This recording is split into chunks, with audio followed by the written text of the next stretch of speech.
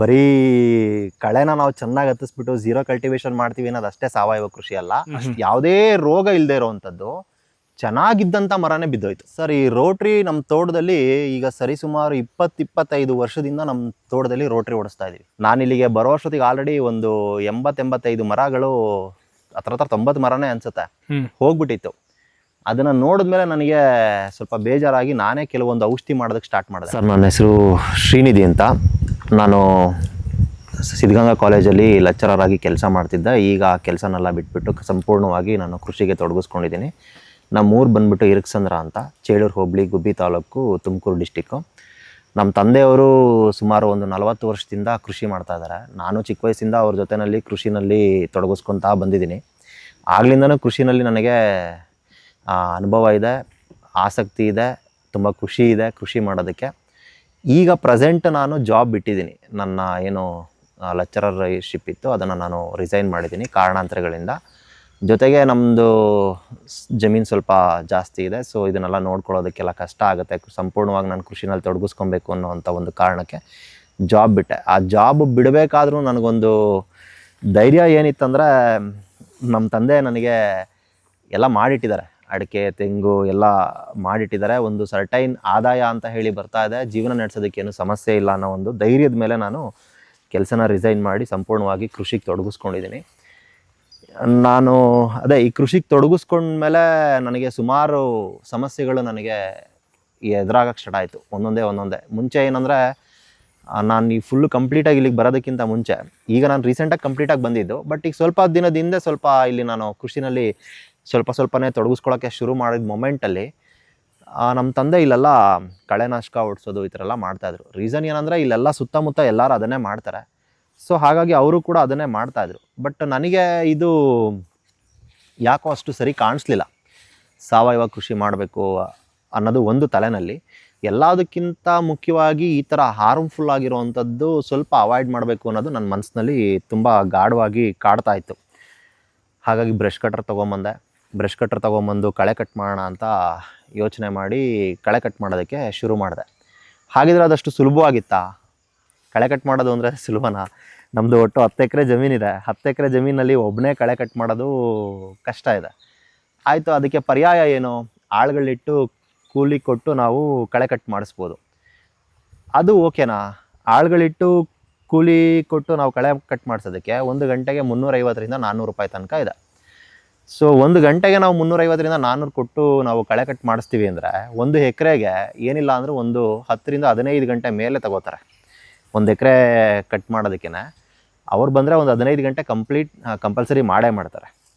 ಅದಕ್ಕೆ ನೀವು ಲೆಕ್ಕ ಹಾಕ್ತಾ ಹೋದರೆ ಬಜೆಟ್ ತುಂಬ ಜಾಸ್ತಿ ಆಗುತ್ತೆ. ಮತ್ತು ಕಳೆ ಕಟ್ ಮಾಡಿದ್ದಂಥದ್ದು ನಮ್ಮ ಭೂಮಿನಲ್ಲಿ, ಎಸ್ಪೆಷಲಿ ನಾನು ಹೇಳ್ತಿರೋದು ನಮ್ಮ ಭೂಮಿನಲ್ಲಿ ನಾನು ಹೇಳ್ತಾ ಇರೋದು. ನಮ್ಮ ಭೂಮಿನಲ್ಲಿ ನಾವು ಕಳೆ ಕಟ್ ಮಾಡಿದ್ರೆ ನೋಡಿ, ಇದು ಕಾಣಿಸ್ತಾ ಇದೆಯಲ್ಲ, ಈ ಕಳೆ ನಾನು ಕಟ್ ಮಾಡಿ ಒಂದು 8 ಡೇಸ್ ಆಗಿರ್ಬೋದು ಅಷ್ಟೇ. 8 to 10 ಡೇಸಲ್ಲಿ ನಮ್ಗೆ ಆಗಲೇ ಇಷ್ಟು ಕಳೆ ಬಂದುಬಿಟ್ಟಿದೆ. ಇನ್ನೊಂದು 8 ಡೇಸ್ ಕಳೆಯೋಷ್ಟೊತ್ತಿಗೆ ಇನ್ನೂ ಜಾಸ್ತಿ ಬೆಳ್ಕೊಂಡ್ಬಿಡುತ್ತೆ. ಸೊ ನಾವು 15 ದಿನ 20 ದಿನಕ್ಕೆ ಒಂದೊಂದು ಸತಿ ನಾವು ಕಳೆ ಕಟ್ ಮಾಡ್ತಾ ಹೋದಂಗೆ ಅದು ಬೆಳೀತಾ ಇದ್ರೆ ಅಷ್ಟಕ್ಕೆ ನಾವು ಎಷ್ಟು ದುಡ್ಡನ್ನ ನಾವು ಇನ್ವೆಸ್ಟ್ಮೆಂಟ್ ಮಾಡಬೇಕಾಗತ್ತೆ. ಬಂದಂಥ ಆದಾಯಗಳೆಲ್ಲ ಇಲ್ಲೇ ನಾವು ಕೊಡ್ತಾ ಹೋಗಬೇಕಾಗತ್ತೆ. ಇದು ಒಂದು ಸಮಸ್ಯೆ. ಸೊ ಹಾಗಾದರೆ ನೆಕ್ಸ್ಟ್ ಏನು ಮಾಡೋದು? ಸ್ಟಬಲ್ ಮೂವರ್ ಅಂತ ಹೇಳಿದ್ರು. ಸ್ಟಬಲ್ ಮೂವರ್ ತೊಗೊಂಡು ಬಂದು ನಾನು ಇಲ್ಲಿ ಯೂಸ್ ಮಾಡ್ಬೋದು. ಹೌದು, ಅದರಿಂದ ನಮಗೆ ಕಳೆ ನಿರ್ವಹಣೆ ಮಾಡ್ಬೋದು. ಆದರೆ ನಮ್ಮದು ತೆಂಗಿನ ತೋಟ ಇದೆ. ತೆಂಗಿನ ತೋಟದಲ್ಲಿ ನಂದು ಏನಂದರೆ, ಈ ಕಳೆ ಕೆಲವೊಂದು ಸತಿ ನಾವು ಮುಂದೆ ಹೋಗ್ತಾ ತೋರಿಸ್ತೀನಿ, ನನಗಿಂತ ಎತ್ತರಕ್ಕೆ ಬೆಳೆದಿರುವಂಥ ಕಳೆ ಇರುತ್ತೆ. ನನಗಿಂತ ಎತ್ತರಕ್ಕೆ ಬೆಳೆದಿರುವಂಥ ಕಳೆ ಒಳಗಡೆ ನಾನು ಸ್ಟಬಲ್ ಮೂವರ್ ತೊಗೊಂಡೋಗ್ಬೇಕಾದ್ರೆ ತೆಂಗಿಂದು ಎಡೆಮಟ್ಟೆ, ಗರಿ ಮತ್ತು ಬುರುಡೆಗಳು ಎಲ್ಲ ಬಿದ್ದಿರುತ್ತೆ, ಕುರಂಬಾಳೆ ಇದೆಲ್ಲ ಬಿದ್ದಿರುತ್ತೆ. ಸ್ಟಬಲ್ ಮೂವರ್ನ ನಾನು ಹೆಂಗೆ ತೊಗೊಂಡೋಗೋಕ್ಕಾಗತ್ತೆ? ಅದರೊಳಗಡೆ ಹೋಗಿ ನಾನು ಫಸ್ಟು ಆ ಗರಿ ಅದನ್ನೆಲ್ಲ ಆಯ್ದಾಕ್ಬೇಕಾಗತ್ತೆ. ಯಾರನ್ನಾರ ಹಾಳ್ನಿಟ್ಟು ನಾವು ಆಯ್ದಾಕ್ಸ್ಬೇಕು ಅಂದರೆ, ಅಥವಾ ನಾನೇ ಹೋಗಿ ಆಯ್ದಾಕ್ಬೇಕು ಅಂದರೆ ಎಷ್ಟು ಧೈರ್ಯದ ಮೇಲೆ ನಾವು ಅದರೊಳಗಡೆ ಹೆಜ್ಜೆ ಇಡ್ಬೋದು? ಹೌದು. ಏಕೆಂದರೆ ನಿಮಗೆ ಗೊತ್ತಿದೆ, ತೋಟ ಅಂದಮೇಲೆ ಅದರೊಳಗಡೆ ಹುಳ ಒಪ್ಪಟೆಗಳೆಲ್ಲ ಇದ್ದೇ ಇರುತ್ತೆ. ಹಾವು ಇರುತ್ತೆ, ಚೇಳಿರುತ್ತೆ. ನಾನು ಬೇಜಾನ್ ನೋಡಿದ್ದೀನಿ ನಮ್ಮ ತೋಟದೊಳಗಡೆ ಹಾವು, ಚೇಳು, ಜರಿ, ಮಂಡ್ರಗಪ್ಪೆ ಇವೆಲ್ಲ ಸುಮಾರು ಇರುತ್ತೆ. ಎಷ್ಟು ಧೈರ್ಯದ ಮೇಲೆ ನಾವು ಅಲ್ಲಿ ಕೈ ಇಟ್ಟು ಅದನ್ನು ಆಯ್ದಾಕಕ್ಕಾಗತ್ತೆ? ಹೌದು. ಅದು ಒಂದು ಸಮಸ್ಯೆ ಸ್ಟಾರ್ಟ್ ಆಯಿತು. ನಾವು ಪ್ರತಿ ಸರಿ ಒಬ್ಬ ಸಾವಯವ ರೈತನ ಒಂದು ತೋಟಕ್ಕೆ ಹೋಗ್ಬಿಟ್ಟು ತೋಟವನ್ನ ಹೀಗೆಲ್ಲ ಪ್ಯಾನ್ ಮಾಡಿ ಹಿಂಗೆ ತೋರಿಸ್ತಾ ಇರಬೇಕಾದ್ರೆ ನಾವು ನಮ್ಮ ವೀಕ್ಷಕರಿಗೆಲ್ಲ ಹೇಳ್ತಾ ಇದ್ದದ್ದು ಏನು ಅಂತ ಹೇಳಿದ್ರೆ, ನೋಡಿ ಯಾವ ಗಿಡ ಇದೆ, ಆ ಗಿಡದಲ್ಲಿ ಹೇಗೆ ಫಸಲಿದೆ, ಏನು ರೋಗ ಇದೆ, ಈ ರೀತಿ ನಾವು ಮಾಹಿತಿ ಕೊಡ್ತಾ ಇದ್ವಿ. ಇವತ್ತು ಮೊದಲನೇ ಬಾರಿಗೆ ನಾನು ನಿಮ್ಮ ಹತ್ರ ಇನ್ನೂ ಕೆಲವು ಗಾಢವಾದ ಪ್ರಶ್ನೆಗಳನ್ನು ನಾನು ನಿಮಗೆ ಕೇಳ್ತಾ ಹೋಗ್ತೀನಿ. ಯಾಕಂತ ಹೇಳಿದ್ರೆ ನೀವು ಉಪನ್ಯಾಸಕರು, ನಿಮ್ಮ ಒಂದು ತೋಟವನ್ನು ನೀವು ನೋಡಿರುವಂಥ, ಕೃಷಿಯನ್ನು ನೋಡಿರುವಂತಹ ಒಂದು ಇದೇ ಬೇರೆ ಇರುತ್ತೆ. ಅದನ್ನ ಜನರಿಗೆ ತಿಳಿ ಹೇಳಿದಾಗ ಅವರಿಗೂ ಒಂದು ಬೇರೆ ರೀತಿಲಿ ಅರ್ಥ ಆಗ್ಬೋದು. ಆ ಒಂದು ಉದ್ದೇಶದಲ್ಲಿ ಕೇಳ್ತೀನಿ. ಸಾವಯವ ಕೃಷಿ ಅಂತ ಹೇಳಿದ್ರೆ ನಾವೆಲ್ಲ ತೋರಿಸೋಂಗೆ, ಯೂಟ್ಯೂಬಲ್ಲಿ ತೋರಿಸೋಂಗೆ ಅಥವಾ ಜನ ಅರ್ಥ ಮಾಡ್ಕೊಂಡಿರೋ ಹಾಗೆ ಬರೀ ಕಳೆಯನ್ನು ಹೊಡಿದೆ ಕಟ್ ಮಾಡದೆ ಕಳೆಯನ್ನು ಮಲ್ಚಿಂಗ್ ಮಾಡೋದು ಮಾತ್ರ ಸಾವಯವ ಕೃಷಿನ?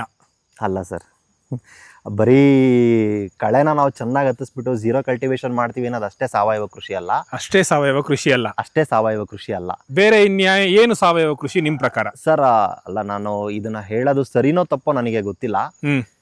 ಕೆಲವೊಬ್ಬೊಬ್ರು ನಾವು ಸಹಜ ಕೃಷಿ ಮಾಡ್ತೀವಿ ಅಂತ ಹೇಳ್ತಾರೆ. ಸಹಜ ಕೃಷಿ ಅಂದ್ರೆ ಅವ್ರ ಪ್ರಕಾರ ಏನು? ಸಹಜ ಕೃಷಿ ಅಂದ್ರೆ ಅವ್ರ ಪ್ರಕಾರ, ನೀವು ಜನರಲ್ ಆಗಿ ಥಿಂಕ್ ಮಾಡಿ, ಸಹಜವಾಗಿ ಅದಾಗದೇನೆ ಗಿಡಗಳನ್ನ ಬೆಳೆಯುವಂಥದ್ದು, ಅದು ಸಹಜವಾಗಿ ಬೆಳೆಯುವಂಥದ್ದು ಅಂತ ಹೇಳ್ತೀವಿ. ಹೌದು, ಸಹಜ ಕೃಷಿ ಅಂದ್ರೆ ಏನು? ಕೃಷಿ ಅಂದ್ರೆ ನಾವು ಅಲ್ಲಿ ಏನೋ ಒಂದು ಸಮಥಿಂಗ್ ಅಲ್ಲೇನೋ ಕೆಲಸ ಮಾಡ್ಬೇಕು. ನಾವ್ ಏನೋ ಮಾಡಿದಿರಾ, ನಾವು ಗಿಡ ತಗೊಂಬಂದ್ ನೆಡ್ದಿರಾ, ನಾವು ಬೆಳೆಸ್ದಿರಾ, ಅದನ್ನ ಕೃಷಿ ಅಂತ ಹೇಳಲ್ಲ. ಅಂದ್ರೆ ನಮ್ಮ ಹಸ್ತಕ್ಷೇಪ ಇರ್ಬೇಕು. ನಮ್ಮ ಹಸ್ತಕ್ಷೇಪ ಇದ್ರೇನೆ ಅದು ಕೃಷಿ ಅಂತ ಅನ್ಸ್ಕೊಳ್ಳೋದು. ಓಕೆ. ಈ ಕಾಡು ಕೃಷಿ, ಸಹಜ ಕೃಷಿ, ಇದರಲ್ಲಿ ನಮಗೆ ಕೃಷಿ ಪದನ ಹೆಂಗ್ ಸೇರ್ಸೋದು ನನಗೆ ಗೊತ್ತಿಲ್ಲ. ಅವ್ರವ್ರ ಅಭಿಪ್ರಾಯಕ್ಕೆ ಬಿಟ್ಟಿದ್ದು, ನಾನು ಯಾರನ್ನೂ ಇಲ್ಲಿ ಬ್ಲೇಮ್ ಮಾಡ್ತಾ ಇಲ್ಲ. ಅಲ್ಲ, ನೀವು ಕೇಳಿದ್ರಲ್ಲ ಸಾವಯವ ಕೃಷಿ ಅಂತ ಹೇಳಿ, ಈ ಸಾವಯವ ಕೃಷಿನಲ್ಲಿ ನಾವ್ ಈ ತರ ನೋಡಿ, ಇಲ್ಲಲ್ಲ ನಮ್ದು ಕಳೆ ಏನಿದೆ ಇದನ್ನ ಕಟ್ ಮಾಡ್ಬಿಡೋದು, ಇದನ್ನೆಲ್ಲ ಭೂಮಿಗೆ ಸೇರ್ಸೋದ್ರಿಂದ ಸಾವಯವ ಕೃಷಿ ಆಗಲ್ಲ. ಓಕೆ, ನನ್ನ ಅನಿಸಿಕೆ. ಯಾಕೆಂದ್ರೆ ನಾವ್ ಇವಾಗ ನಾನು ತುಂಬಾ ಎಕ್ಸಾಂಪಲ್ಸ್ ನಮ್ಮ ತೋಟದಲ್ಲಿ ನಾನು ಅನುಭವಿಸಿರೋದನ್ನ ನಾನು ನಿಮ್ಮ ಹತ್ರ ಹೇಳ್ತಾ ಇದ್ದೀನಿ. ನಮ್ದು ತೆಂಗಿನ ಮರಗಳು ಏನಿದೆ ಅದರಲ್ಲಿ ನಾವು ಈಗ ಝೀರೋ ಕಲ್ಟಿವೇಶನ್ ಮಾಡಿ ಕೆಲವು ಮರಗಳಿಗೆ ಬುಡದಲ್ಲಿ ಹುಳ ಎಲ್ಲ ಕಡಿದು ಅದೆಲ್ಲ ಮರ ಕೂಡ ಬಿದ್ದೋಗಿರೋಂತ ಇದು ಸುಮಾರು ನಿದರ್ಶನಗಳಿವೆ ಇಲ್ಲಿ. ಝೀರೋ ಕಲ್ಟಿವೇಶನ್ ಮಾಡಿ. ಓಕೆ. ಅಂದ್ರೆ ಝೀರೋ ಕಲ್ಟಿವೇಶನ್ ಏನೂ ಕಲ್ಟಿವೇಶನ್ ಮಾಡಿದ್ರೆ ಗುಂಪಾಗಿ ನಾವ್ ಈ ತರ ಕಳೆ ಹತ್ತಿಸಿದಾಗ ಅದ್ರಲ್ಲಿ ನಾನು ಯಾವತ್ತೂ ಕಳೆನೇ ತೆಗಿದಿರಾ ಹಾಗೆ ಬಿಟ್ಟಾಗ ಅದ್ರ ಬುಡದಲ್ಲಿ ನಾನು ಮರ ಬಿದ್ದೋದಾಗ ನಾನು ಅಲ್ಲಿ ಬುಡದಲ್ಲಿ ಹೋಗಿ ನೋಡಿದಾಗ ಅದರಲ್ಲಿ ಏನೇನೋ ತೋಡಿರೋವಂಥದ್ದು ಗುಂಡಿಗಳು ಮತ್ತೆ ಇರುವೆಗಳು ಅವೆಲ್ಲ ಸೇರ್ಕೊಂಡ್ಬಿಟ್ಟಿತ್ತು. ಒಂಥರ ಈ ಇಲಿಗಳು ಬಿಳ ಹೊಡೆದಂಗೆ, ಇಲಿಗಳೆಲ್ಲ ಬಿಳ ಹೊಡೆದಂಗೆ. ಅವಾಗ ಅಲ್ಲಿ ಬೇರ್ ಕಟ್ಟಾಗಿ ಅದು ಮರ ಉಳ್ಕೊಂಡ್ ಬಿದ್ದೋಗಿದೆ. ಯಾವುದೇ ರೋಗ ಇಲ್ದೇ ಇರೋವಂಥದ್ದು ಚೆನ್ನಾಗಿದ್ದಂತ ಮರನೇ ಬಿದ್ದೋಯ್ತು. ಓಕೆ. ಕಾಯಿ ಎಲ್ಲ ಇತ್ತು ಅದ್ರೊಳಗಡೆ, ಆದ್ರೂ ಕೂಡ ಬಿದ್ದೋಯ್ತು. ನಮ್ಮ ತಂದೆ ಅವರ ಅನುಭವದಲ್ಲಿ ಏನ್ ಹೇಳಿದ್ರು ಅಂದ್ರೆ, ನೋಡು ಈ ತರ ಕಳೆ ಎಲ್ಲ ಜಾಸ್ತಿ ಹತ್ತಿಸಿದ್ರೆ ಅದರಲ್ಲಿ ಕೆಲವು ಎಲ್ಲ ಈ ತರ ಏನದು ಇಲಿಗಳೆಲ್ಲ ಬಿಲ ತೋಡುವಂತ ಸಾಧ್ಯತೆಗಳು ಜಾಸ್ತಿ ಇರುತ್ತೆ. ಹುಳಗಳು ಕೆಲವೆಲ್ಲ ಬೇರ್ ಕಡಿಯುವಂತ ಹುಳಗಳಿಗೆ ನಾವೇ ಅವಕಾಶ ಮಾಡಿ ಕೊಟ್ಟಂಗಾಗತ್ತೆ. ಆ ಕಳೆಗಳು ಇಲ್ದಿರೋ ಸ್ವಲ್ಪ ಬಿಸಿಲು ಬಿದ್ರೆ ಅವಕ್ಕೆ ಸ್ವಲ್ಪ ಆ ಹುಳಗಳನ್ನ ತಿನ್ನೋದಕ್ಕೆ ಅಂತ ಪಕ್ಷಿಗಳು ಬರುತ್ತವೆ. ಹೌದು. ಅದೊಂದು ಪ್ರಾಕೃತಿಕವಾಗಿ ಏನ್ ನಡಿಬೇಕು ಅಂತ ಹುಳಗಳನ್ನೆಲ್ಲ ತಿಂದು ಅದು ಸಮತೋಲನ ಕಾಪಾಡತ್ತೆ. ಬರೀ ಈ ತರ ನಾವು ಹತ್ತಿಸ್ಬಿಟ್ರೆ ಅದ್ರೊಳಗಡೆ ನೀನೇ ಆಗ್ಲಿ ಧೈರ್ಯವಾಗಿ ಹೇಗೆ ಹೆಜ್ಜೆ ಇಡೋದಕ್ಕೆ ಸಾಧ್ಯ? ಹೌದು ಅಂತೆಲ್ಲ ಹೇಳಿದ್ರು. ಸೊ ಅವಾಗಿಂದ ನಾನು ಹೌದಲ್ವಾ ಅಂತೇಳಿ ನಾನು ಅದನ್ನ ಒಂದು 5 ಮರಕ್ಕೆ ಮಾತ್ರ ಎಕ್ಸ್ಪೆರಿಮೆಂಟ್ ಆಗಿ ನಾನು ಮಾಡಿದ್ದು ಝೀರೋ ಕಲ್ಟಿವೇಶನ್. ನನ್ನ ಒಂದು ಸ್ವ ಅನುಭವದಲ್ಲಿ ನಾನು ಅದ್ರಲ್ಲಿ ಫೇಲ್ ಆದೆ. ಈಗ ಉಳಿದಿರುವಂತದ್ದು 4 ಮರ ಅಲ್ಲಿ. 4 ಮರ. ನಾನು ನಿಮ್ಗೆ ಅದನ್ನ ತೋರಿಸ್ದೆ ಕೂಡ. 4 ಮರ ಉಳ್ಕೊಂಡಿದೆ. ಸೊ ಹಾಗಾಗಿ ಅದು ಒಂದು ಪ್ರಾಬ್ಲಮ್. ಇವಾಗ ನನ್ನ ಹಸ್ತಕ್ಷೇಪ ಸಾವಯವ ಕೃಷಿನಲ್ಲಿ ನನ್ನ ಹಸ್ತಕ್ಷೇಪ ಅಂದ್ರೆ ನಮ್ಮ ಹಸ್ತಕ್ಷೇಪ ಏನಿರ್ಬೇಕು? ನಾನು ಇದನ್ನೆಲ್ಲ ಕಲ್ಟಿವೇಶನ್ ಅಂದ್ರೆ ಯಾವ ತರ ನಾವ್ ಇದನ್ನ ಮಲ್ಚಿಂಗ್ ಮಾಡ್ತೀವೋ ವಾಟ್ ಎವರ್ ಅದೇನಾನ ಇರ್ಲಿ, ಕಳೆ ತೆಗಿಬೇಕು ಅನ್ನೋದು ಒಂದು. ಅದನ್ನ ತೆಗ್ದಿದ್ದಾದ್ಮೇಲೆ ನಾವು ಗೊಬ್ಬರವನ್ನ ಹಾಕ್ಲೇಬೇಕು. ಗೊಬ್ಬರ ಅಂದ್ರೆ ಯಾವ ವಿಧದ ಗೊಬ್ಬರವನ್ನ ನೀವು ಹೇಳ್ತೀರಾ ಸರ್? ನಾವು ನಮ್ಮ ಸ್ವಂತ ಅನುಭವದಲ್ಲಿ ನಾವೇನ್ ಮಾಡ್ತೀವಿ ಅಂದ್ರೆ ನಾವು ಕುರಿ ಗೊಬ್ಬರನ ತೋಟಕ್ಕೆ ಕೊಡ್ತೀವಿ. ಓಕೆ. ನಾವು ಮುಚ್ಚುಮರ ಇಲ್ದೆ ನಾನು ಡೈರೆಕ್ಟ್ ಆಗಿ ಹೇಳ್ತಿದ್ದೀನಿ. ಕೆಲವರು ಹೇಳ್ತಾರೆ ನಮ್ಗೆ ತೋಟಕ್ಕೆ ಬೇಕಾಗಿರುವಂತ ಗೊಬ್ಬರಗಳನ್ನೆಲ್ಲ ನಾವ್ ಇಲ್ಲೇ ಉತ್ಪತ್ತಿ ಮಾಡಬೇಕು, ಅದೆಲ್ಲ ನಾವ್ ಇಲ್ಲೇ ಇದ್ ಮಾಡ್ಬೇಕು. ಅದು ನನಗೇನೋ ನನಗೂ ಅಷ್ಟು ಇದಿಲ್ಲ, ನಮ್ಮ ತಂದೆಯವರು ಅದನ್ನ ಒಪ್ಪಲ್ಲ. ಸೊ ನಾವು ಕುರಿ ಗೊಬ್ಬರ ತರಿಸ್ತೀವಿ. ಆ ಕುರಿ ಗೊಬ್ಬರನ ತೆಂಗಿನ ಮರಕ್ಕೆ 2 ಟಬ್ಬಷ್ಟು ನಾವು ತೆಂಗಿನ ಮರಕ್ಕೆ ಕುರಿ ಗೊಬ್ಬರ ಕೊಡ್ತೀವಿ. ಅಡಿಕೆ ಮರಕ್ಕೆಲ್ಲ 1 ಟಬ್ಬಷ್ಟು ಕೊಡ್ತೀವಿ. ಸೊ ಆತರ ನಾವು ಗೊಬ್ಬರವನ್ನ ಹಾಕ್ತಿವಿ. ಅದು ಗೊಬ್ಬರ ಹಾಕಿದ್ದಾದ್ಮೇಲೆ ಅದನ್ನ ನಾವು ಮಣ್ಣಿನ ಜೊತೆ ಮಿಕ್ಸ್ ಆಗೋದಕ್ಕೆ, ಅಂದ್ರೆ ಇದ್ರಲ್ಲಿ ಏನಾಗುತ್ತೆ ಅಂದ್ರೆ ಈಗ ತಗೊಂಬಂದ್ ನಾವು ಗೊಬ್ಬರ ಹಾಕ್ಬಿಟ್ರೆ ಅದರಲ್ಲಿ ಅರ್ಧ ವೇಸ್ಟ್ ಕೂಡ ಆಗುತ್ತೆ. ಬಿಸಿಲಿಗೆ ಬಿದ್ದೋ ಇನ್ನೊಂದೋ ಮತ್ತೊಂದೋ ಆಗಿ ವೇಸ್ಟ್ ಆಗೋ ಸಾಧ್ಯತೆನೂ ಇರುತ್ತೆ. ಅದು ಸ್ವಲ್ಪ ಮಣ್ಣಿನ ಜೊತೆ ಸ್ವಲ್ಪ ನೀಟಾಗಿ ಮಿಕ್ಸ್ ಆಗ್ಬೇಕು ಅನ್ನೋದು ನಮ್ಮ ತಂದೆ ನನಗೆ ಹೇಳ್ಕೊಟ್ಟಿರೋದು. ಸೊ ಹಾಗಾಗಿ ಅದನ್ನ ಮಣ್ಣಿನ ಜೊತೆ ಮಿಕ್ಸ್ ಮಾಡೋದಕ್ಕೆ ನಾವು ವ್ಯವಸ್ಥೆ ಮಾಡ್ಕೊಂಡಿದೀವಿ. ಇಲ್ಲಿ ಬಂದ್ರೆ ನೋಡಿ, ಇದು ರೋಟ್ರಿ ಹೊಡೆದಿರೋದು. ರೋಟ್ರಿ ಹೊಡೆದಿರೋದು. ನಾವು ರೋಟ್ರಿ ಹೊಡೆದಿರೋದು. ಹ್ಮ್ ಇಷ್ಟು ಹೈಟಲ್ಲಿ ಬೆಳೆದಿರೋವಂಥ ಕಳೆಗೆ ನಾವು ಅದೇ ನಾನು ಹೇಳಿದ್ನಲ್ಲ ನೋಡಿ, ಇಲ್ಲಿ ಗೊಬ್ಬರ ಹಾಕಿದೆ, ಹ್ಮ್ ಗೊಬ್ಬರ ಮಣ್ಣಿನ ಜೊತೆ ಮಿಕ್ಸ್ ಆಗಿದೆ. ಹ್ಮ್ ಇದರಲ್ಲಿ ಬರೀ ಮಣ್ಣು ಅಷ್ಟೇ ಗೊಬ್ಬರ ಅಷ್ಟೇ ಮಿಕ್ಸ್ ಆಗಿಲ್ಲ. ತೆಂಗಿಂದು ನಾರುಗಳೇನಿರುತ್ತೆ, ಎಡೆಮಟ್ಟ ಏನಿರುತ್ತೆ ನೋಡಿ, ಎಡೆಮಟ್ಟ ಎಲ್ಲ ಪೂರ್ತಿ ಪ್ರತಿಯೊಂದು ಪೀಸಾಗಿ ನಮಗೆ ಇಲ್ಲಿ ಹೇಗಾಗಿದೆ ಅಂತ ನೋಡಿ. ಕುರಂಬಾಳೆ ಸಹಿತ ಎಲ್ಲ ಕಳೆದ್ಕೋತಾ ಇದೆ ನೋಡಿ ಹೀಗೆ. ಈ ರೋಟ್ರಿನ ತೆಂಗಿನ ತೋಟದಲ್ಲಿ ಅಥವಾ ಸಾವಯವ ಕೃಷಿಯಲ್ಲಿ ಹೊಡಿಬೇಡಿ ಅಂತ ಹೇಳ್ಬಿಟ್ಟು ನಾವು ನಮ್ಮ ಚಾನಲ್ದಲ್ಲೂ ಕೆಲವರು ಹೇಳಿದ್ದಾರೆ, ನಾವು ಹೇಳ್ತಾ ಇರ್ತೀವಿ. ಸೊ ಹಂಗಿದ್ದಾಗ ನೀವು ಆಲ್ರೆಡಿ ನೀವು ರೋಟ್ರಿ ಹೊಡಿತಾ ಇದ್ದೀರಾ. ಸೊ ನೀವು ರೋಟ್ರಿ ಹೊಡಿಯೋದನ್ನ ನಿಮ್ಮ ಕೃಷಿಯಲ್ಲಿ ಹೇಗೆ ಅಳವಡಿಸ್ಕೊಂಡಿದ್ದೀರಾ, ಅದನ್ನ ನೀವು ಹೇಗೆ ಅರ್ಥೈಸ್ಕೊಳ್ತೀರಾ? ಸರ್, ಈ ರೋಟ್ರಿ ನಮ್ಮ ತೋಟದಲ್ಲಿ ಈಗ ಸರಿಸುಮಾರು 20-25 ವರ್ಷದಿಂದ ನಮ್ಮ ತೋಟದಲ್ಲಿ ರೋಟ್ರಿ ಓಡಿಸ್ತಾ ಇದೀವಿ. 20-25 ವರ್ಷದಿಂದ? 20-25 ವರ್ಷದಿಂದನೂ ನಾನು ಸಂಪೂರ್ಣವಾಗಿ ಒಂದು ಸ್ವಲ್ಪ ಈ ಕೃಷಿನಲ್ಲಿ ತೊಡಗಿಸ್ಕೊಳ್ಳೋಕೆ ಸ್ಟಾರ್ಟ್ ಮಾಡಿರೋದು ನಾನು ಈಗ ಒಂದು 5-6 ವರ್ಷದ ಕೆಳಗಡೆಯಿಂದ. ಅದಕ್ಕಿಂತ ಮುಂಚೆ ನಮ್ಮ ತಂದೆ ಏನು ಕೃಷಿ ಮಾಡ್ತಿದ್ರು, ಆವಾಗ ಪ್ರತಿ ವರ್ಷನೂ ರೋಟಾವೇಟ್ರನ್ನ ದುಡ್ಡು ಕೊಟ್ಟು ಟ್ರ್ಯಾಕ್ಟರ್ ತರಿಸಿ ಓಡಿಸ್ತಾ ಇದ್ರು. ಓಕೆ. ಅವಾಗ್ಲಿಂದನೂ ಓಡಿಸ್ಕೊಂಡು ಬಂದಿದ್ದೀವಿ. ನಮಗೇನು ಅಂತ ಏನು ಡಿಫ್ರೆನ್ಸ್ ಅಂತ ಅನಿಸಿಲ್ಲ. ನಂಗೆ ಗೊತ್ತಿಲ್ಲ ಅವರು ಯಾವ ಕಾರಣದಿಂದ ಹೇಳಿದ್ದಾರೆ ಅಂತ. ನಮಗಿದು ಒಗ್ಗಿದೆ, ನಮಗೆ ನಮ್ಮ ತೋಟಕ್ಕೆ ಇದು ಸರಿ ಅಂತ ಅನಿಸಿದೆ. ನಾವು ಅದಕ್ಕೆ ಅದನ್ನು ಯೂಸ್ ಮಾಡ್ತಾ ಇದ್ದೀವಿ. ಮತ್ತು ಅವರು ಕೆಲವರು ಟ್ರ್ಯಾಕ್ಟರ್ ಓಡಾಡಿದ್ರೆ ಗಡ್ಸಾಗತ್ತೆ, ಬಂಡೆ ಆಗುತ್ತೆ ಅಂತ ಹೇಳ್ತಾರೆ. ಅದು ಅವ್ರ ಭೂಮಿನಲ್ಲಿ ಹೇಗಾಗಿದೆಯೋ ಅದು ನನಗೆ ಗೊತ್ತಿಲ್ಲ. ಬಟ್ ನನ್ನ ಒಂದು ಸ್ವ ಅನುಭವದಲ್ಲಿ ಹೇಳೋದಾದ್ರೆ, ನಮ್ದೀಗ 10 ಎಕರೆ ಇದೆ. ನಾನು ಕಳೆನ ನಿರ್ವಹಣೆ ಮಾಡ್ಬೋದು. ಈಗ ಒಬ್ಬೊಬ್ರು ಒಂದೊಂದು ಹೇಳ್ತಾರೆ. ಕೆಲವರು ಹೇಳ್ತಾರೆ ಸ್ಟಬಲ್ ಮೂವರ್ ಯೂಸ್ ಮಾಡಿ ಅಂತ ಹೇಳ್ತಾರೆ. ಸ್ಟಬಲ್ ಮೂವರ್ ಯೂಸ್ ಮಾಡೋದಕ್ಕೆ ನಾನು ಇವಾಗ ತೋರಿಸಿದೆ. ಅಷ್ಟು ದೊಡ್ಡ ಕಳೆ ಇದ್ದಾಗ ನೀವೆಷ್ಟು ಧೈರ್ಯವಾಗಿ ಅದ್ರೊಳಗಡೆ ಹೋಗಿ ನೀವು ಎಡೆಮಟ್ಟ ಎಲ್ಲ ಎತ್ತಾಕಕ್ ಸಾಧ್ಯ? ಹೌದು, ಕಷ್ಟ ಆಗತ್ತೆ. ಹುಳ ಒಪ್ಟ ನಾನು ಈ ರೋಟ್ರಿ ಹೊಡಿಬೇಕಾದ್ರೆ ಬೇಜಾನ್ ಸತಿ, ತುಂಬಾ ಸತಿ ನನಗೆ ಮಳ್ಳದ ಹಾವುಗಳು ಸಿಕ್ಕಿದೆ. ಕೊಳತು ಮಂಡಲ ಸಿಕ್ಕಿದೆ. ಅಷ್ಟು ಅಂತ ಹಾವುಗಳನ್ನ ನೀವು ನೋಡಿ, ತುಂಬಾ ದಪ್ಪ ಇರುವಂತ ಹಾವುಗಳಿವೆ. ಅಂತ ಹಾವುಗಳನ್ನ ನೋಡಿ ಯಾವ ಧೈರ್ಯದ ಮೇಲೆ ನೀವು ಅಷ್ಟು ಕಳೆ ಒಳಗಡೆ ನೀವು ಧೈರ್ಯವಾಗಿ ನಡ್ಕೊಂಡು ಹೋಗ್ತೀರಿ. ಹೌದು, ನೀವು ಬದುಕಿದ್ರೆ ನೀವೇನಾರ ಮಾಡ್ಬೋದು, ಕೃಷಿನಾಗ್ಲಿ ಇನ್ನೊಂದಾಗ್ಲಿ. ಏನಾರ ಹೆಚ್ಚು ಕಮ್ಮಿ ಆದ್ರೆ ಯಾರೇನ್ ಮಾಡ್ತಾರೆ? ಸರ್, ನಿಮ್ಗೆ ಈ ತೆಂಗಿನ ಮರ ತೋರಿಸ್ತೀನಿ. ಸ್ವಲ್ಪ ದಯವಿಟ್ಟು ಇದನ್ನ ನೀಟಾಗೆ ಅಬ್ಸರ್ವ್ ಮಾಡಿ, ಇದ್ರ ಕಾಂಡ ಎಲ್ಲ ಹೇಗಾಗಿದೆ ಅಂತ. ಇದಕ್ಕೆ ನಮ್ಮ ಕಡೆ ಎಲ್ಲ ಈ ಅಣಬೆ ರೋಗ ಅನ್ನೋದು ಜಾಸ್ತಿ. ಹೌದು, ನಮ್ದು ಒಟ್ಟು 280 ತೆಂಗಿನ ಮರ ಇದ್ದಿದ್ದು, ಈಗ ಪ್ರೆಸೆಂಟ್ 180 ಇದೆ. ನಾನು ಇಲ್ಲಿಗೆ ಬರೋ ಅಷ್ಟೊತ್ತಿಗೆ ಆಲ್ರೆಡಿ ಒಂದು 80-85 ಮರಗಳು, ಹತ್ರ 90 ಮರನೇ ಅನ್ಸುತ್ತೆ, ಹೋಗ್ಬಿಟ್ಟಿತ್ತು. ಅದನ್ನ ನೋಡಿದ್ಮೇಲೆ ನನಗೆ ಸ್ವಲ್ಪ ಬೇಜಾರಾಗಿ ನಾನೇ ಕೆಲವೊಂದು ಔಷಧಿ ಮಾಡೋದಕ್ಕೆ ಸ್ಟಾರ್ಟ್ ಮಾಡಿದೆ. ಈ ಸಾವಯವ ಕೃಷಿ ಅಂದ್ರೆ ಬರೀ ಕಳೆ ಕಟ್ ಮಾಡಿ ಬಿಡೋದಲ್ಲ, ನಮ್ಮ ಹಸ್ತಕ್ಷೇಪ ಏನಕ್ಕೆ ಇರಬೇಕು ಅನ್ನೋದಕ್ಕೆ ಹೇಳ್ತಾ ಇದ್ದೀನಿ. ಈ ಮರ ಹೋಗ್ತಾ ಇದೆ, ಈ ಮರ ಹೋಗೋದಕ್ಕೆ ಸ್ಟಾರ್ಟ್ ಮಾಡಿದ್ಮೇಲೆ ನಾನು ಏನು ಮಾಡಿದೆ, ಅದಕ್ಕೆ ಈ ಅಣಬೆ ರೋಗಕ್ಕೆ ಅಂತ ನಿಯಂತ್ರಣ ಮಾಡೋಣ ಅಂತ ಹೇಳಿ ಕೆಲವು ನಂದೇ ಆದಂಥ ಸಾವಯವ ಪದ್ಧತಿನಲ್ಲಿ ಔಷಧಿ ಮಾಡಿ ಇದಕ್ಕೆ ಹಾಕಕ್ಕೆ ಸ್ಟಾರ್ಟ್ ಮಾಡಿದೆ. ಇದು ಔಷಧಿ ಹಾಕಕ್ಕೆ ಸ್ಟಾರ್ಟ್ ಮಾಡಿದ್ಮೇಲೆ ಮಧ್ಯ ಕಾಂಡದಲ್ಲಿ ನಿಮಗೆ ಕಲರ್ ನೋಡ್ಬೋದು, ಕಾಂಡ ಸೋರುತ್ತಲ್ಲ, ಆ ಥರದ್ದು ಪ್ರಾಬ್ಲಮ್ ಇತ್ತು, ಅಣಬೆ ರೋಗದ ಪ್ರಾಬ್ಲಮ್ ಇತ್ತು, ಎಲ್ಲ ಇತ್ತು. ಇವಾಗ ಅದೆಲ್ಲ ಅವಾಯ್ಡ್ ಆಗಿದೆ ನೋಡಿ. ಮರ ನೋಡಿ, ಆ ಮರದಲ್ಲಿ ಕಾಯಿ ನೋಡಿ. ಇದನ್ನ ನಾನು ಇದಕ್ಕೆ ಒಂದು 4 ವರ್ಷದಿಂದ ಔಷಧಿ ಮಾಡ್ತಾ ಇದ್ದೀನಿ. ಇದು ಫಸ್ಟ್ ಮರ ನಾನು ಯಾವ ಮರಕ್ಕೆ ನಾನು ಔಷಧಿ ಸ್ಟಾರ್ಟ್ ಮಾಡಿದ್ದು ಅಂದ್ರೆ ಇದೇ ಮರಕ್ಕೆ. ಈ ಮರಕ್ಕೆ ನಾನು ಔಷಧಿ ಸ್ಟಾರ್ಟ್ ಮಾಡಿದ್ದು. ಇದ್ರ ಪಕ್ಕದಲ್ಲೇ ಅಲ್ಲೊಂದು ಮರ ಇತ್ತು, ಎರಡಕ್ಕೂ ಸೇಮ್ ಒಂದೇ ತರ ಇದ್ದಿದ್ ಮರ. ಇದಕ್ಕೆ ನಾನು ಔಷಧಿ ಮಾಡಿದೆ, ಅದಕ್ಕೆ ಮಾಡಲಿಲ್ಲ, ಅದು ಹೊರಟೋಗ್ಬಿಡ್ತದ ಮರ. ಇದು ಉಳ್ಕೋತು. ಸರ್, ಇದರಲ್ಲಿ ಬರೀ 5 ಗರಿ ಇತ್ತು, 5 ಗರಿ ಉಳ್ಕೊಂಡಿದ್ದು, ಒಂದೇ ಒಂದು ಕಾಯಿ ಇರಲಿಲ್ಲ. ಅಂತ ಮರಕ್ಕೆ ನಾನು ಸ್ಟಾರ್ಟ್ ಮಾಡಿದ್ದು. ಇವತ್ತು ನೋಡಿ ಹೇಗೆ ಉಳ್ಕೊಂಡಿದೆ. ಎಷ್ಟೊಂದು 30 ವರ್ಷದ ಇರ್ಬೋದಾ? ಹಾ ಸರ್, 30 ವರ್ಷದ ಮರ. 30 ವರ್ಷದ ಮರ. 30 ವರ್ಷದ ಮರ. ಇಲ್ಲಿ ಅಣಬೆ ರೋಗದ್ದು ನೀವೊಂದು ಇದ್ರದ್ದೆಲ್ಲ ಹೇಳ್ಬೇಕಾದ್ರೆ ನಾನು ಒಂದು ಕೇಳ್ಬೇಕಾಗಿದ್ದು.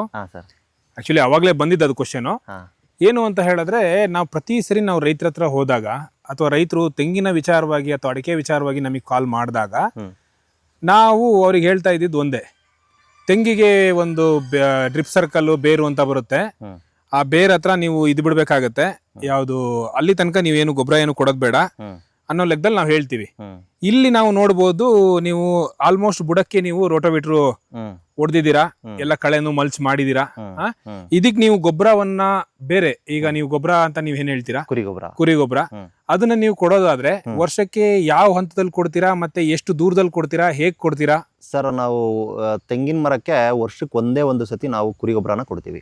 ವರ್ಷಕ್ಕೆ ಒಂದೇ ಸರಿ. ವರ್ಷಕ್ಕೆ ಒಂದೇ ಸತಿ.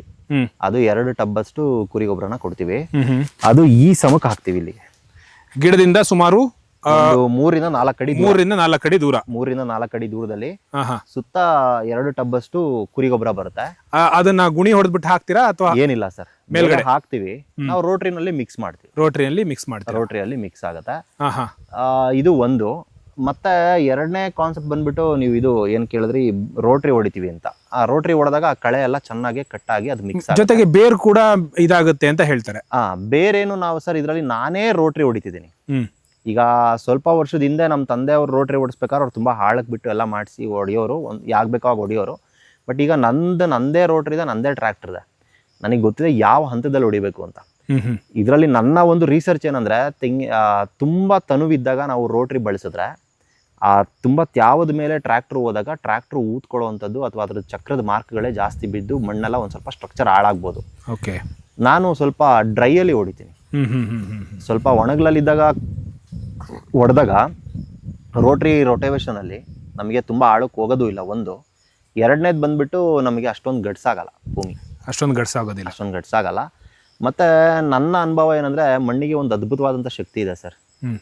ಏನೇನೋ ಅತ್ಯಾಚಾರ ಅನಾಚಾರಿಗಳು ತುಂಬಾ ಮಾಡಿದ್ದಾರೆ, ಅಂಥದ್ರಲ್ಲೇ ಅದು ರಿಕವರಿ ಮಾಡ್ಕೊಳ್ಳುವಂಥ ಶಕ್ತಿ ಇದೆ.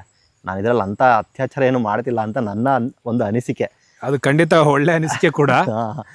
ಯಾಕೆ ಈ ಮಾತನ್ನ ಹೇಳ್ತೀವಿ ಅಂತ ಹೇಳಿದ್ರೆ, ಸಮಯದ ಪ್ರಕಾರವಾಗಿ ನಾವು ನಡಿಬೇಕಾಗುತ್ತೆ. ಹೌದು ಹೌದು. ಎಲ್ಲಾ ಟೈಮಲ್ಲೂ ನಾವು ನೊಗ ಹೊಡಿತೀವಿ ಆಗಲ್ಲ ಸರ್ ಅನ್ನೋದು ಸಮಯಕ್ಕೆ ವಿರುದ್ಧವಾಗಿ ನಾವು ನಡೆದಂಗಾಗತ್ತೆ. ಹೌದು. 10 ಎಕರೆಯಲ್ಲಿ ನಾವು 10 ಜೋಡಿ ಇಡ್ಬೇಕಾಗತ್ತೆ. ಸರ್ 10 ಜೋಡಿ ಇದ್ರೂನು ಕಷ್ಟ ಇದೆ. ಯಾಕೆಂದ್ರೆ ಆ ಹದದಲ್ಲೇನೆ ನಾವು ಎತ್ತು ನೊಗ ಊರಿದ್ರೆ ಆ ಹದದಲ್ಲೇನೆ ಉಳುಮೆ ಮಾಡ್ಬೇಕಾಗತ್ತೆ. ಹೌದು. ಅಷ್ಟು ಈಸಿಯಾಗಿ ನಮ್ಗೆ ಅದನ್ನ ಕಂಪ್ಲೀಟ್ ಮಾಡೋದಕ್ಕಾಗಲ್ಲ. ಬ್ರಷ್ ಕಟ್ರಲ್ಲಿ ಕಂಪ್ಲೀಟ್ ಮಾಡೋದು 10 ಎಕರೆನ ನಾವು ತುಂಬಾ ಸಿಂಪಲ್ ಅಲ್ಲ. ಈಗ ನಾವು ಅಡಿಕೆಕಾಯಿ ತೆಂಗಿನಕಾಯಿ ಕೀಳಿಸ್ಬೇಕಂದ್ರೆ ಆ ಟೈಮ್ನಲ್ಲಿ ಕೀಳ್ಬೇಕು. ಆ ಟೈಮ್ನಲ್ಲಿ ಕೀಳ್ಬೇಕಂದ್ರೆ ನೀವು ಅಷ್ಟು ಬೇಗ ನೀವೆಲ್ಲ ಫುಲ್ಲು ಕ್ಲಿಯರ್ ಮಾಡ್ಕೊಳ್ಳೋದು ಕಷ್ಟ ಆಗುತ್ತೆ. ಹೌದು. ಇದೆಲ್ಲ ಕಾನ್ಸೆಪ್ಟ್ 1 ಎಕರೆ 2 ಎಕರೆಗೆ ನಡೆಯುತ್ತೆ ಸರ್. 1 ಎಕರೆ 2 ಎಕರೆಗೆ ಅವ್ರು ಯಾವ ತರ ಬೇಕಾದ್ರೂ ಮಾಡ್ಕೊಂಡ್ರು ನಡೆಯುತ್ತೆ. 10 ಎಕರೆ 15 ಎಕರೆ ಇದ್ರೆ ಹೇಗೆ ನೀವು ಬ್ಯಾಲೆನ್ಸ್ ಮಾಡ್ತೀರಿ?